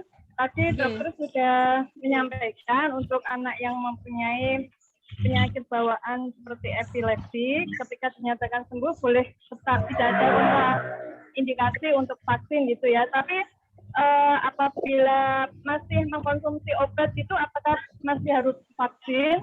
Itu yang pertama. Terus yang kedua, bolehkah ketika kita sebagai orang tua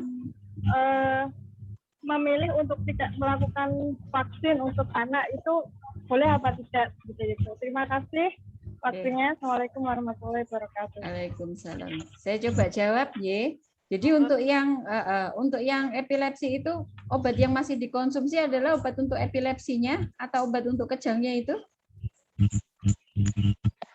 Iya, untuk epilepsinya masih mengkonsumsi. Kalau masih konsumsi artinya dia masih dependen dengan obat, ya kan? Kalau dia masih dependen dengan obat, saran saya mungkin ditunda dulu, ya kan?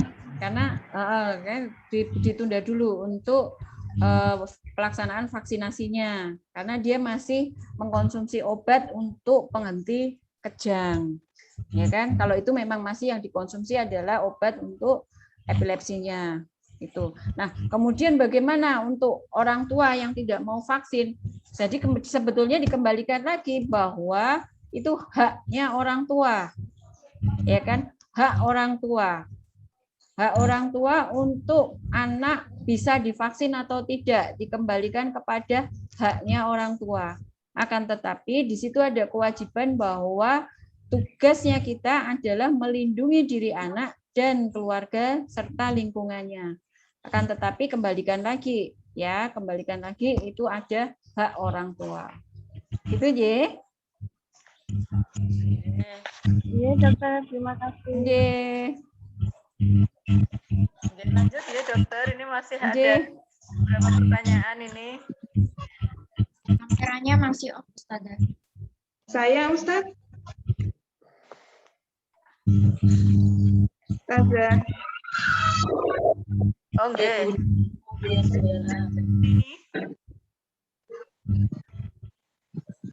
Dari Bunda siapa? Saya dari Bunda Fabian ini 9A Ustazah. Terima kasih atas waktunya. Ini saya baru menanyakan anaknya ini, Ustadz, dokter, Kak, kamu mau vaksin? Saya tanya gitu, dia jawab gini. Terus ini, Bunda, nek kenapa-napa sama aku, siapa yang tanggung jawab? Dia bilang seperti itu. Saya tanyakan ke dia, kalau kenapa-napa sama aku, siapa yang tanggung jawab? Bunda, dia bilang itu, kaget saya. Nah, jadi sebetulnya gini Bu, perlu adanya pengertian ya, artinya ada pengertian karena mohon maaf sekali, ini ada banyaknya berita hoak yang muncul dan itu mohon maaf dan itu dibaca oleh anak-anak yang tanpa saringan, itu butuh pendampingan ketika mereka mendapatkan berita-berita yang tidak betul. Ya, banyak berita-berita yang tidak betul, banyak berita-berita yang mohon maaf sekali itu sangat-sangat menyesatkan, ya kan? Itu yang harus kita dampingi untuk anak-anak bagaimana menelaah atau menganalisa berita-berita yang ada. Jadi perlu kita berikan penjelasan dengan pendekatan. Artinya terus jangan dimarahin ya. Kalau dimarahin anak tuh nanti semakin menjauh, tidak. Tapi diberikan pendekatan, didekati baik-baik, diberikan penjelasan. Oh, untungnya seperti ini, dampaknya seperti ini, lebih banyak manfaatnya daripada dampak negatifnya. Buktikan, dan itu dibuktikan. Buktikannya dengan apa? Oh, ini loh, bahwa ada laporan resmi nih, sudah ada laporan resmi. Seperti ini laporannya, baik dari Kemenkes, baik dari IDAI, baik dari MUI, baik dari BPOM, kemudian dari masyarakat yang sudah melakukan imunisasi. Silahkan. Jadi dipilih-pilih, beritanya itu dipilih-pilih. Karena kan mohon maaf untuk anak-anak usia SMP ya, anak-anak usia seperti ini kan rasa ingin tahunya tinggi. Nah, itu butuh sekali, perlu sekali pendampingan dari orang tua.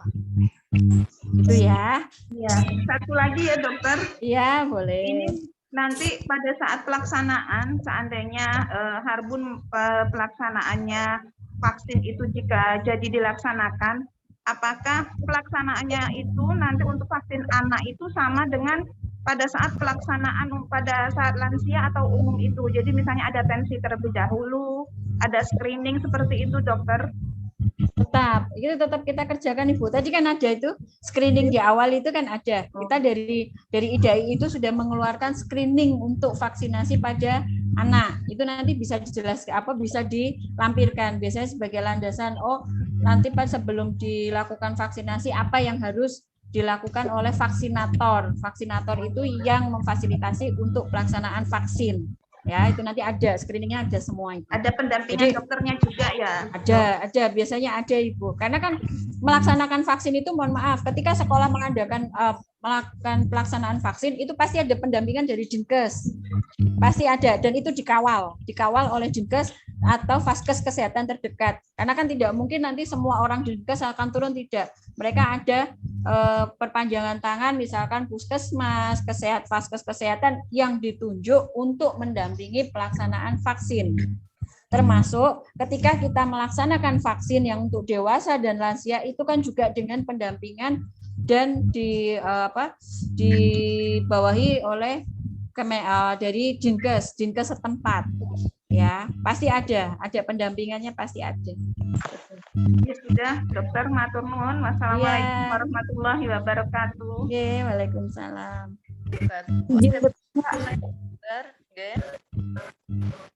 Izin bertanya dokter.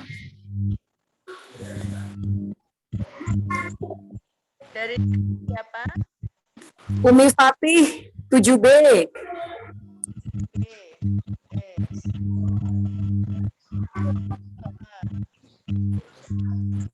Assalamualaikum warahmatullahi wabarakatuh. Waalaikumsalam. Matur nuwun dokter. Jadi begini, kebetulan Bapak Ibu saya kan baru saja terpapar COVID. Saya bisa melihat perbedaan antara yang sudah vaksin dan belum vaksin. Kebetulan ibu saya belum vaksin, qadarullah dipundut Allah, kepundut hari Minggu kemarin, belum vaksin. Lansia. Bapak saya sudah vaksin, walaupun terpapar, alhamdulillah masih ini ya dok, masih tinggal nunggu pemulihan di rumah sakit. Nah, saya jadi bisa melihat memang perbedaan antara yang sudah vaksin dan belum vaksin. Kelihatan sekali ibu saya itu terlama buat bentuk antibodi dok, benar-benar sudah ya, tapi memang sudah qadarullah, takdir Allah ya.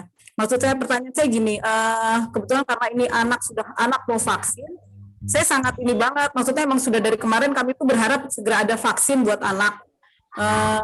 Nah ini perkiraan nanti ketika nanti, tadi kalau saya pertanyaannya kan sebelum vaksin apa yang harus dilakukan. Nah kalau yang ini, kalau sesudah vaksin, apa saja yang kami harus amati dari anak gitu loh. Pokoknya kalau, apakah saya juga pernah dapat info, kalau untuk beberapa jenis vaksin, kadang-kadang yang orang dewasa itu harus minum Sanmol dulu gitu. Apakah anak juga perlu sebelum vaksin harus minum paracetamol gitu untuk mengurangi linu-linu atau pegel gitu.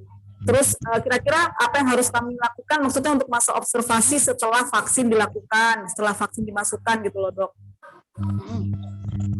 Itu aja sih. Ya, terima kasih dokter. Assalamualaikum warahmatullahi wabarakatuh. Waalaikumsalam. Coba saya jawab ya. Jadi memang betul. Jadi vaksin itu sebetulnya kan melindungi kita ya. Artinya apakah setelah nanti kita divaksin sama sekali tidak terpapar? Tidak juga. Artinya vaksin itu kita melindungi supaya nanti ketika kita kena ya, kita terpapar itu tidak menjadi lebih parah, tidak menjadi lebih berat. Mohon maaf, analoginya adalah ketika kita hujan, supaya kita tidak basah kuyup karena air hujan, kita pakai payung. Ya, pakai payung salah satu ikhtiar kita supaya kita tidak hujanan. Nah, ini adalah bentuk salah satu ikhtiar kita adalah vaksin. Ya, terutama nanti untuk vaksin anak. Nah, apa yang kita kerjakan atau apa yang kita amati ketika anak itu sudah mendapatkan vaksin? Tetap gejala sama ya, apa yang dikeluhkan sama anak. Karena nanti anak akan memunculkan keluhan yang berbeda-beda. Paling banyak adalah nyeri bekas suntikan di sini. Ya, baik di kanan maupun di kiri. Nyeri bekas suntikan. Nah, ketika nyeri itu ambang nyeri pada anak itu akan berbeda-beda. Ketika anak dia tahan terhadap nyeri, mungkin dia tidak perlu obat. Tapi ketika dia merasakan nyeri yang tidak nyaman, artinya membuat dia menjadi tidak nyaman, berikan obat, boleh paracetamol, Sanmol, monggo silahkan, tidak ada masalah. Kemudian muncul enggak gejala yang lain, misalkan apa, demam. Kalau demam boleh diberikan, tidak ada masalah. Kemudian ada keluhan-keluhan lain yang bisa disampaikan sama si anak, karena anaknya sudah besar kan pasti bisa mengutarakan ya. Misal, mama, bunda, ayah, kok rasanya nggak enak ya. Dia akan bisa merasakan. Ya, makanya sebelum vaksin tetap satu, buat anak itu senyaman mungkin. Jangan dia ditakut-takutin karena beberapa pengalaman itu psikologis betul-betul berpengaruh. Kita saja yang dewasa ketika kita mau divaksin atau mau disuntik, ketika kita ditakutin ini nanti sakit kok, pasti udah di sini image-nya sakit. Padahal belum tentu juga gitu kan. Nah, itu yang harus kita jaga supaya psikologis anak itu dia nyaman ketika dia akan berangkat vaksin. Jangan lupa penuhi nutrisinya, makan, sarapan ya. Kemudian setelah vaksin ketika muncul misalkan paling banyak adalah nyeri bekas suntikan. Yang lain-lainnya insya Allah sih ringan-ringan saja. Oke. Satu lagi ya Bu Dokter. Ya. Satu lagi. Maaf, yang lain dulu nggih, banyak. Oh, nggih. Menyampaikan yang di chat dulu nggih. Oh, nggih. Ini itu tadi sudah mencakup dari pertanyaannya Bunda ini nggih, Bunda Ehab Bapak. Okay. Yang pertanyaan dari Fatih tadi, kemudian lanjut ke atas nama di defaultnya Pak Nurul Huda, jenis vaksin apa yang paling aman bagi anak? Menurut informasi yang saya dapat, beda merek itu memiliki beda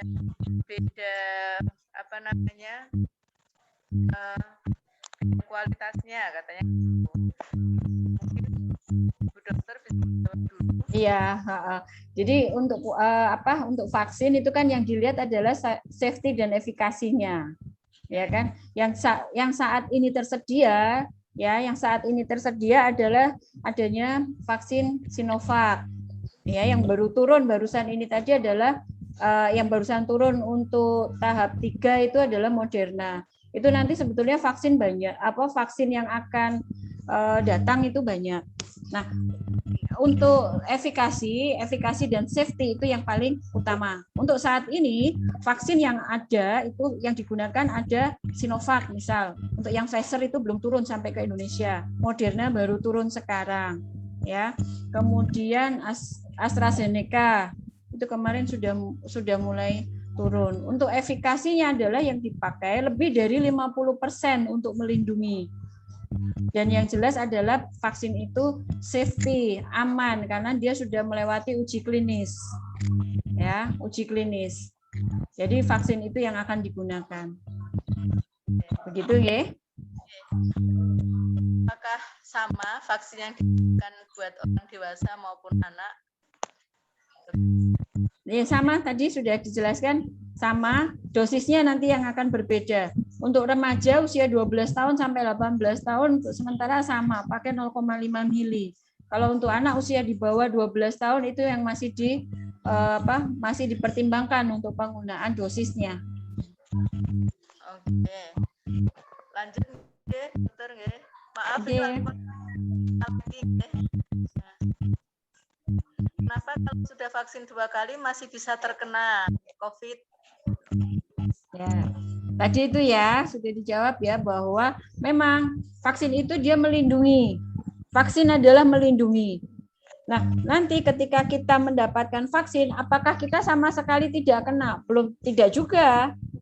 Tidak juga. Artinya itu tadi analoginya, ketika hujan deras, salah satu bentuk ikhtiar kita supaya kita tidak basah kuyup adalah menggunakan payung. Payung ini apakah payung jas hujan? Apakah ini kita tidak kena hujan sama sekali? Tidak. Kita masih kena, cipratan-cipratan airnya masih kena, tapi tidak basah kuyup. Ya kan? Sama dengan vaksin. Kita sudah mendapatkan vaksin, bisa kepapar. Kita bisa terpapar COVID, tapi tidak parah. Tidak mengalami keparahan. Nah, kenapa? Karena di sini tadi muncul titer antibodi itu tadi.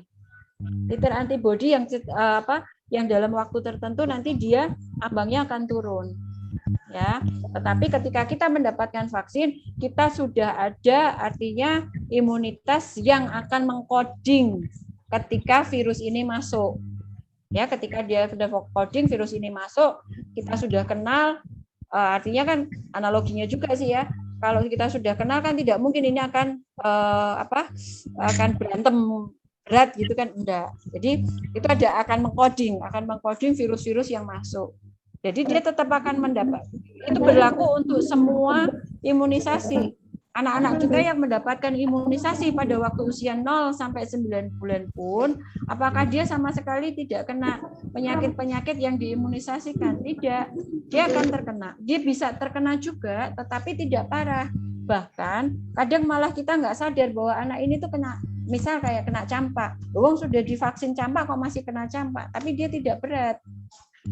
Gitu ya. Lanjut dokter nggih. Nggih. Ini ada orang tua dari Zaki 9B, jarak vaksin 1 dan 2 kan 28 hari. Jika dalam vaksin boleh jarak melebihi 28 hari? Boleh, enggak apa-apa. Boleh ya dokter? Nggih, boleh. Apakah vaksin sama dengan vaksin lansia atau umum? Misalnya bisa menyatakan si anak boleh vaksin atau tidak itu? Oh ya, nanti didampingi biasanya gitu. Ya, nanti biasanya ada pendampingan, ya. Ada pendampingan dari vaskes yang ditunjuk. Oke. Kemudian jika alergi antibiotik amoxicillin, apakah aman untuk vaksin? Ya, antibiotik ya. Ya, untuk saat ini antibiotik tidak ada masalah.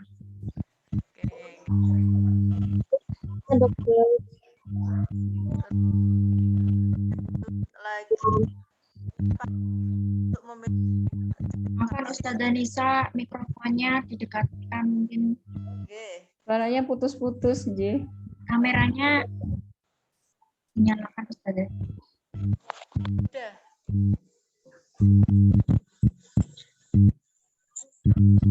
Sudah, Us. Izin terima dokter. Dokter masih ada satu lagi. J.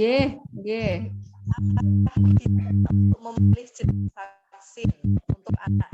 Gitu. Ketika kita vaksin di vaskes, apakah gitu untuk memilih vaksin? Kalau memilih vaksin? Ya, anak. Kalau memilih vaksin kayaknya nggak bisa ya, karena persediaan vaksin kita terbatas, iya. Vaksinnya terbatas, jadi tidak bisa milih. Sampai tadi tempat vaksin tempat vaksin untuk di sekolah SMP Harapan Bunda tidak ada. Jadi nanti ketika ada pelaksanaan vaksin diadakan di sekolah yang terdekat dengan fasilitas kesehatan di Kecamatan Pedurungan. Jadi kalau SMP IT Harapan Bunda itu induk puskesmasnya itu Puskesmas Logosari Wetan. Jadi nanti akan informasikan lebih lanjut terkait tentang pelaksanaan vaksin. Pelaksanaannya akan diadakan di dengan Puskesmas Logosari Wetan. Jadi kalau lokasinya belum ditentukan. Nah, seperti itu. Ngoten Ibu Dokter biasanya nggih. Iya, betul. Nggih. Kemudian kalau boleh memilih ngoten. Mungkin itu beberapa pertanyaan sudah terjawab semuanya. Jika ada yang belum mungkin bisa ditambah. Monggo. Ayah Bunda. Kalau dari chat sudah. Oke. Mama Al-Fatih. Oh, nggih.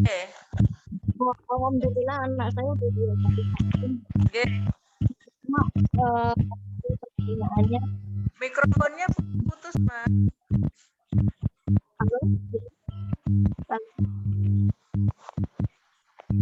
Halo. Ini dokter, jaraknya tadi kan vaksin pertama ke sampai kedua, tadi disebutkan 28 jam. Sampai berapa lama tenggang waktunya? Soalnya kemarin kan anak saya kan sampai 4 hari dari jadwal vaksin yang jaraknya tapi dia di tempat yang enggak stabil.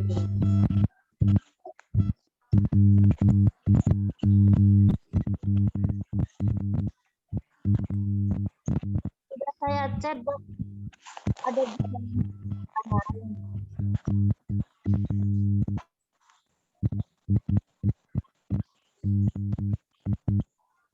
tenggang waktu jeda dari 28 hari itu sampai berapa hari, Dok? Karena kemarin anak saya telatnya sampai 4 hari, Dok, dari jadwalnya, Dok. Oh, jeda vaksin satu dengan berikutnya atau bagaimana ya? Ya, jeda vaksin satu berikutnya. Tapi hari ini sudah divaksin dalam vaksin. Nggak apa-apa sih kalau jeda lebih dari 4 hari juga nggak masalah. Tapi kalau bisa sesegera mungkin ya untuk divaksin ya. Nah, baju. Dok, sama itu ada pengalaman kemarin setelah vaksin pertama dan kedua ada salah satu teman saya itu langsung terpapar COVID. Sebenarnya berapa lama sih daya tahan atau imunnya itu? Ya itu karena kadang-kadang gini beberapa memang ada ketika setelah divaksin kok ternyata malah justru terpapar COVID.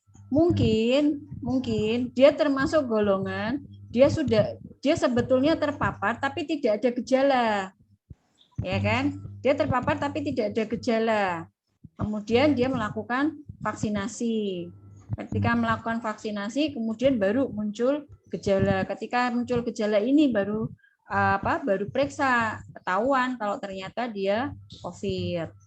Jadi begitu ya. Alhamdulillah. Sudah nggih, Mas. Ayo Bunda, nyun sewu nggih. Saya tutup pertanyaan karena waktunya sudah sore sekali. Nggih. Matur suwun Bu Dokter sudah mendampingi kami. Nggih, matur nuwun. Semoga bermanfaat, semoga memberikan pencerahan. Amin. Assalamualaikum warahmatullahi wabarakatuh. Waalaikumsalam warahmatullahi wabarakatuh. Mohon maaf. Mohon maaf, Ustazah. Ini belum ditutup, Jason. Saya Bunda, mohon keluar dulu.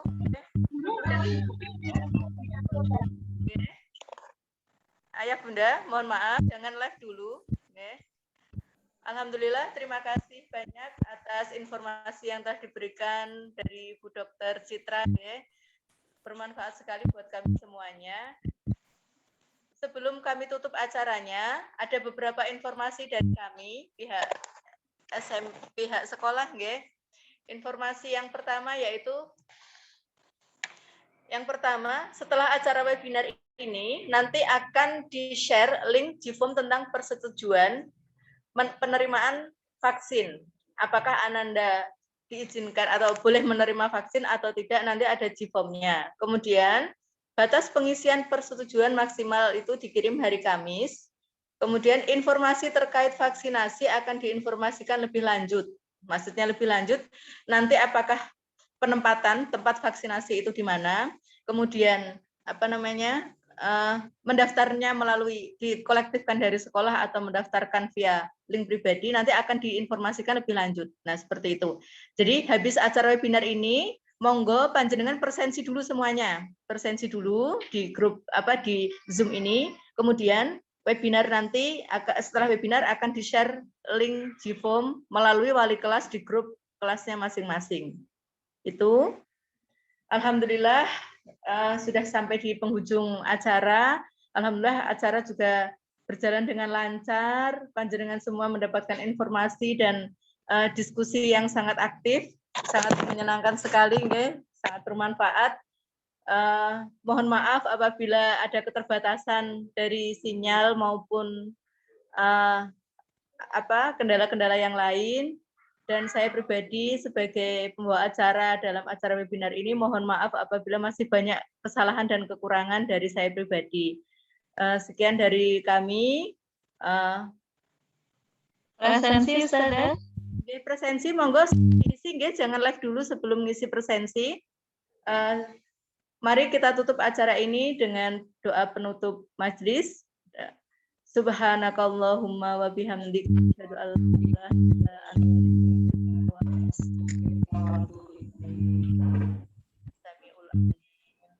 Sekian dari kami, saya dan Ustadz Ustadzah SMPIT Harapan Bunda mengucapkan banyak terima kasih. Akhirul kalam, wassalamualaikum warahmatullahi wabarakatuh. Waalaikumsalam warahmatullahi wabarakatuh.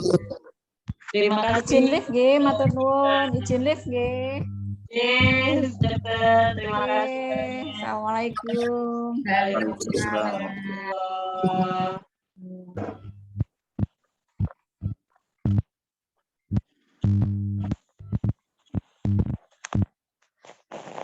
Sebelum live presensi semuanya nggih, ayah bunda nggih, jangan lupa. Jazakallah khair. Assalamualaikum warahmatullahi izin live. Waalaikumsalam warahmatullahi wabarakatuh. Mama. Monggo Bunda Sis. Waalaikumsalam warahmatullahi. Semoga sehat selalu Bunda. Jazakumullah khair Ustazah. Assalamualaikum. Ya Ibu. Waalaikumsalam warahmatullahi. Ustazah, jazakillah informasinya membantu. Anjay Ibu sami-sami. Izin live nggih Ustazah. Assalamualaikum warahmatullahi wabarakatuh.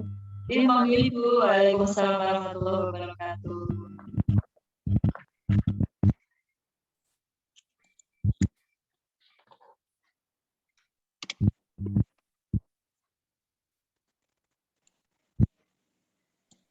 Assalamualaikum Ustazah. Izin live deh. Waalaikumsalam Ibu. Monggo.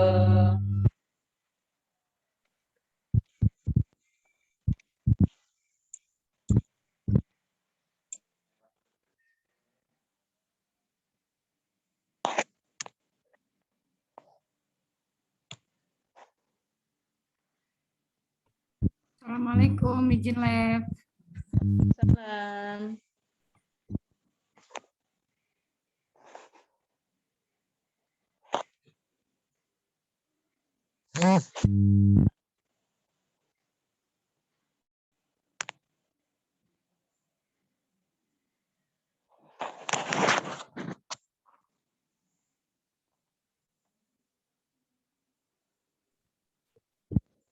Assalamualaikum, izin live Ustazah. Sama matur suwun, Ma.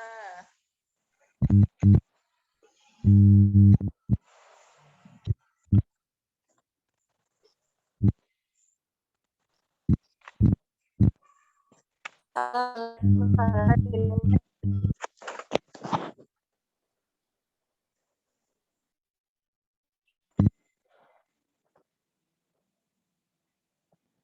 Ayah Bunda segera mengisi presensi dan bisa live.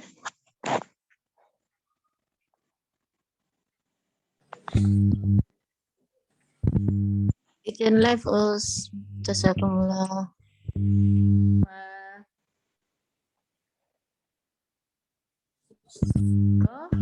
Ayah Bunda bisa segera presensi dan bisa live.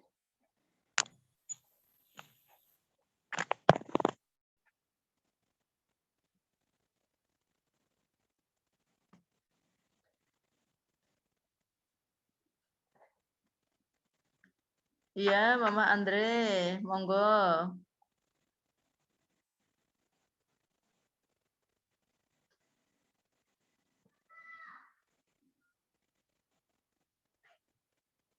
Monggo Ayah Bunda yang masih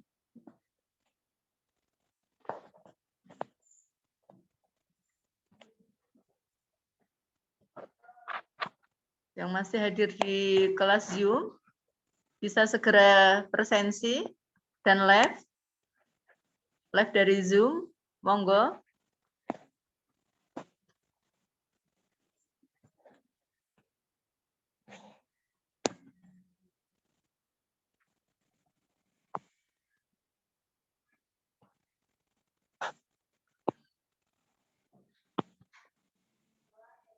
Bunda Fatih, Bunda Nailan, Bunda Lisda, monggo.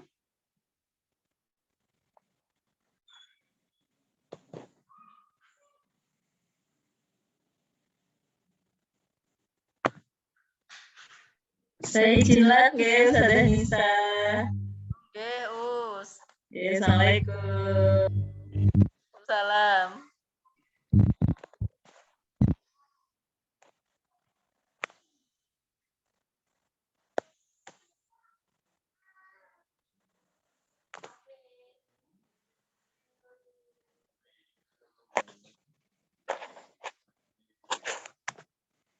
Dalam.